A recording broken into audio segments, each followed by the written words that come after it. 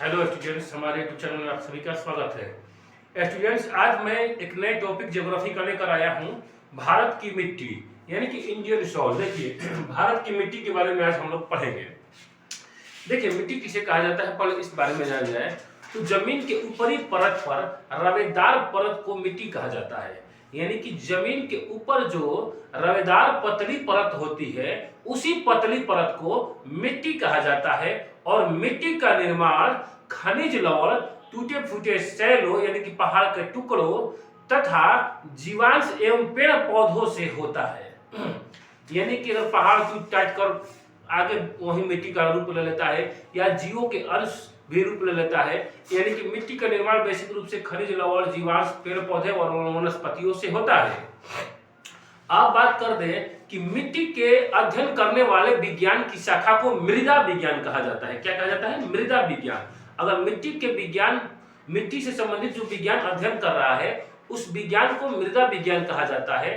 तथा भारतीय कृषि अनुसंधान केंद्र, जिसका मुख्यालय नई दिल्ली है, भारतीय कृषि अनुसंधान केंद्र ने भारतीय मिट्टी को बेसिक रूप से 8 भागों में बांटा है।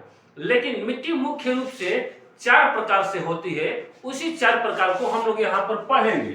देखिए, भारत की मिट्टी में पहला मिट्टी होता है जलोढ़ मिट्टी, दूसरा काली मिट्टी, लाल मिट्टी और लैटेराइट मिट्टी। यही 4 मुख्य मिट्टियां हम लोगों को पढ़ना है। अब जलोढ़ मिट्टी में पढ़ना है कि जलोढ़ मिट्टी जो होता है यह नदियों द्वारा लाया जाता है। क्वेश्चन पूछेगा कौन सी नदी द्वारा मिट्टी लाया जाता है, तो जलोढ़ मिट्टी।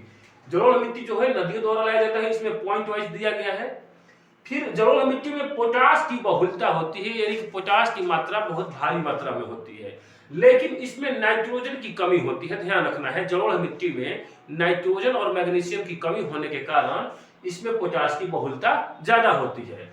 आप बता दें कि यह जलोढ़ मिट्टी जो है भारत की सबसे ज्यादा उपजाऊ मिट्टी है, और यह भारत के लगभग कुल क्षेत्रफल का 22% हिस्सा घेरा हुआ है। तो यह क्षेत्रफल का 22% भाग पर फैला हुआ है। दूसरा बात की जलोढ़ मिट्टी जो पाया जाता है उत्तरी भारत और तटीय क्षेत्रों में पाया जाता है। यानी कि उत्तर भारत के सारे क्षेत्रों और सारे समुद्रीय क्षेत्रों तथा नदियों के क्षेत्रों में भी यह पाया जाता है। क्योंकि शुरू में लिखा गया है कि यह जलोढ़ मिट्टी नदियों द्वारा वहित करके लाया जाता है, यानी ढोकर लाया जाता है। जलोढ़ मिट्टी भी 2 प्रकार का होता है, एक बांगर मिट्टी और एक खादर मिट्टी। तो आपको बता दें कि पुरानी जो जलोढ़ मिट्टी होती है, उसी पुरानी जलोढ़ मिट्टी को बांगर मिट्टी कहा जाता है, तथा नई जलोढ़ मिट्टी को खादर मिट्टी कहा जाता है। फिर से बता रहा हूं, पुरानी जलोढ़ मिट्टी को बांगर मिट्टी तथा नई जलोढ़ मिट्टी को खादर मिट्टी कहा जाता है। और इस जलोढ़ मिट्टी में कौन कौन सी फसलें उगाई जाती है, तो धान, गेहूं, मक्का, तिलहन, दलहन और आलू इत्यादि सारे फसल उगाए जाते हैं। हमारे बिहार में भी जो होता है जलोढ़ मिट्टी ही पाया जाता है, क्योंकि बिहार का उत्तरी ही बिहार अगर देखा जाए तो सारा क्षेत्र सटा है नदियों द्वारा, और नदियों द्वारा ही जलोढ़ मिट्टी धोकर लाया जाता है। दूसरा मिट्टी ला रहे हैं काली मिट्टी। तो काली मिट्टी का निर्माण बेसाल्ट चट्टानों के टूटने फूटने से होता है। किस मिट्टी का निर्माण चट्टानों के टूटने फूटने से होता है, तो काली मिट्टी। अब काली मिट्टी का 5 पॉइंट दिया गया है, समझते हैं। काली मिट्टी का निर्माण बेसाल्ट चट्टानों के टूटने फूटने से होता है। और काली मिट्टी में आयरन, चूना, एल्यूमिनियम और मैग्नीशियम पाया जाता है। काली मिट्टी में कार्बनिक पदार्थों की अधिकता होती है। कार्बनिक पदार्थ क्या कहलाते हैं? ऐसे पदार्थ जो कार्बन डाइऑक्साइड को समर्थित करते हैं, यानी कार्बन डाइऑक्साइड ज्यादा छोड़ते हैं, उत्सर्जित करते हैं। काली मिट्टी का अन्य नाम पूछेगा तो रेगुर मिट्टी भी कहा जाता है। तो यहीं पर लिखे हैं बात कि इसे रेगुर मिट्टी भी कहा जाता है। अगला पॉइंट है कि यह कपास की खेती के लिए उपयुक्त होता है। हमेशा क्वेश्चन आता है कि काली मिट्टी जो होता है कपास के लिए उपयुक्त होता है। चाहे कपास की खेती के लिए सबसे महत्वपूर्ण कौन सा मिट्टी है, तो काली मिट्टी। अब ध्यान देना है कि काली मिट्टी जो पाया जाता है गुजरात, महाराष्ट्र और मध्य प्रदेश के उत्तरी क्षेत्रों में पाया जाता है। गुजरात में भी पाया जाता है, महाराष्ट्र में भी पाया जाता है, लेकिन एमपी यानी कि मध्य प्रदेश के उत्तरी क्षेत्र में भी काली मिट्टी पाया जाता है। और काली मिट्टी सर्वाधिक मात्रा में महाराष्ट्र में पाया जाता है। इसलिए महाराष्ट्र राज्य जो है वह कपास की खेती के लिए अति उत्तम है और सर्वाधिक कपास उत्पादित करने वाला राज्य है भारत में। अगला देखते हैं लाल मिट्टी।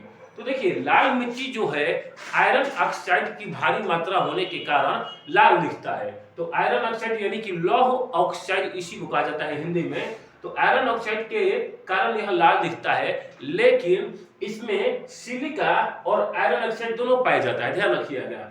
लाल मिट्टी में सिलिका एवं आयरन ऑक्साइड दोनों मात्रा पाया जाता है। इसीलिए जब लाल मिट्टी पानी में हो जाता है यानी कि जलवायु हो जाता है तो यह मिट्टी पीला भी दिखाई देने लगता है सिलिका की वजह से, ध्यान रखना है। अगला देखते हैं कि लाल मिट्टी जो होता है अम्लीय होता है एवं बंजर क्षेत्रों में पाया जाता है। क्वेश्चन पूछे कौन सी मिट्टी अम्लीय होता है, तो लाल मिट्टी अम्लीय होता है और यह बंजर वाले इलाकों में पाया जाता है भारत के। अगला कि इसमें गेहूं, कपास, दाल व मोटे अनाज उगाए जाते हैं। लाल मिट्टी में गेहूं, कपास, दाल व मोटे अनाज उगाए जाते हैं। अगला कि लाल मिट्टी को में चूना का प्रयोग कर लाल मिट्टी की उर्वरता बढ़ाई जा सकती है, ध्यान रखिएगा।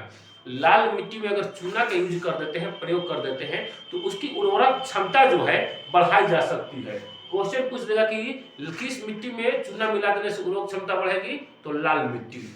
अब देखते हैं लास्ट वाला मिट्टी लैटेराइट मिट्टी। तो यह सैलों के टूटने फूटने से बनता है, ध्यान रखिएगा। लैटेराइट मिट्टी जो है सैलों यानी कि पहाड़ों के टुकड़ों को टूटने फूटने से बनेगा। अगला बात यह है कि लैटेराइट मिट्टी में आयरन एवं सिलिका की बहुलता होती है, ध्यान रखिएगा। लैटेराइट मिट्टी में आयरन एवं सिलिका की बहुत भारी मात्रा में बहुलता होती है। दूसरा का अगला कि लैटेराइट मिट्टी जो होती है 3 प्रकार की होती है। ये लैटेराइट मिट्टी भी 3 प्रकार की होती है, जिनमें पहला प्रकार है गहरी लाल लैटेराइट मिट्टी, दूसरा प्रकार है सफेद लैटेराइट मिट्टी, तीसरा प्रकार है भूमिगत जलवायु लैटेराइट मिट्टी। तीनों देख लीजिए प्रकार लैटेराइट मिट्टी का। तो गहरी लाल लैटेराइट मिट्टी, दूसरा का सफेद लैटेराइट मिट्टी, तीसरा का भूमिगत जलवायु लैटेराइट मिट्टी। अगला पॉइंट देखते हैं कि सफेद लैटेराइट की उर्वरकता सबसे कम होती है। जो इसका तीनों प्रकार में से सफेद लैटेराइट मिट्टी है, इसकी उर्वरकता जो होती है सबसे कम होती है, यानी कि उपज क्षमता इसके पास बहुत कम होती है। लेकिन अगर सफेद लैटेराइट मिट्टी सफेद दिख रहा क्यों, तो इसका कारण है केओलिन। केओलिन के कारण जो है यह सफेद मिट्टी दिखने लगता है। केओलिन नामक एक तत्व है जो कि लैटेराइट मिट्टी में पाया जाता है और उसके सफेद वाले इलाका में पाया जाता है। उम्मीद करता हूं कि मिट्टी से संबंधित जितने जुड़े पॉइंट है ऑब्जेक्टिव है